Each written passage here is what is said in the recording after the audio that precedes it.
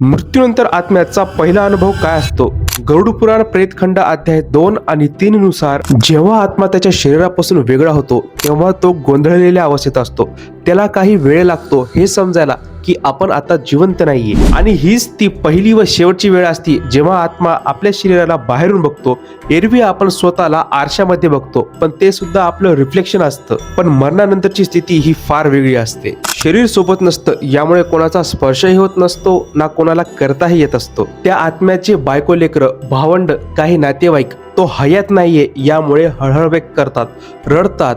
काही जण पूर्णपणे मानसिक धक्क्यात जातात. पण ह्या स्थितीत आत्माही काय करू शकत नाही, कारण तोही नैराश्याच्या अंधकारामध्ये असतो. तो आत्मा त्याच्याच घरात कितीतरी वेळा ये जा करतो. ही गोंधळलेली अवस्था त्या आत्म्याला पूर्णपणे अशांत करून टाकते. हा पहिला अनुभव असतो आत्म्याचा त्याच्या मृत्यूनंतरचा.